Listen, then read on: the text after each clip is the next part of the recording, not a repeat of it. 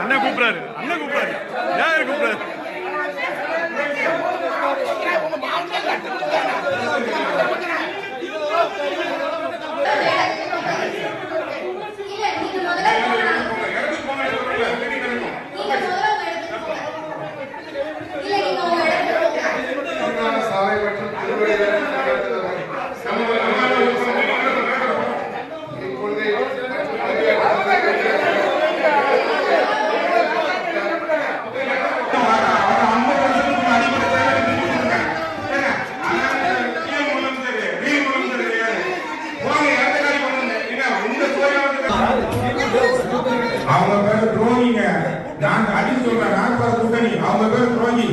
தமிழக முதலமைச்சர் ஸ்ரீ ஜோசப் விஜய் அவர்களை பாராட்டி ஒரு தீர்மானம் நிறைவேற்றணும் அப்படின்னு சொல்லி கேட்கும். அதுக்கு அனுமதி மறுக்கப்படுகிறது, உட்காருவதற்கு அனுமதி மறுக்கப்படுகிறது, மைக் கொடுக்க மாட்டாங்க. திமுக மாமன்ற உறுப்பினர் குண்டர்களை போல எங்களை தூக்கி தள்ளி ஒரு அராஜக போக்கு அரசியலமைப்பு சட்டத்துக்கு எதிராக என்னையும் அண்ணனையும் ரொம்ப மிக மிக தமிழக வெட்டி கழகத்துல சேர்ந்ததுக்காக அவமானப்படுத்தும் நோக்கத்திலையும் அவதூறு பண்ண நோக்கத்திலையும் செயல்படுறாங்க. தூத்துக்குடி மாநகராட்சியுடைய கமிஷனர் அவங்க முழுக்க முழுக்க திமுக ஃபேவரா இருக்காங்க. முதல்ல தமிழக முதலமைச்சர் ஸ்ரீ ஜோசப் விஜய் அவர்களுக்கு நான் இந்த இது வாரியா கோரிக்கையின் வாரியா சொல்றது என்னன்னா, தூத்துக்குடி மாநகராட்சி ஆணையர் அவங்கள உடனடியாக மாற்றம் செய்யணும். நம்ம திராவிட முன்னேற்ற கழகத்தில் வெற்றி பெற்ற பயில்நாட்டு மாமன்ற உறுப்பினர் ராமர் என்பவர் புதிதாக தாவாக போயிட்டுன்னு சொல்லி அந்த துண்டை போட்டு வந்துட்டோம்.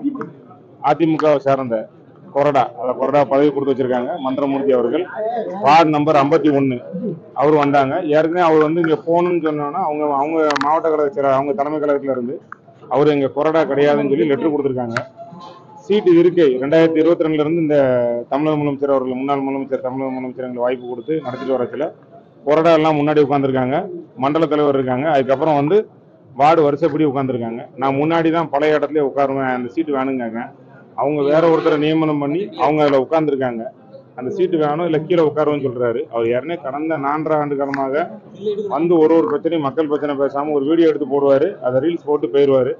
ஏற்கனவே இப்போ ரீல்ஸ் போடுற மாதிரி எந்த இடத்துல பணி நடந்தாலும் ஒரு ரீல்ஸை போட்டு மக்களை திசை திருப்புற மாதிரி அவர் செஞ்சுட்டு இருக்காரு. இதை தவிர எந்த பிரச்சனையும் இல்லை.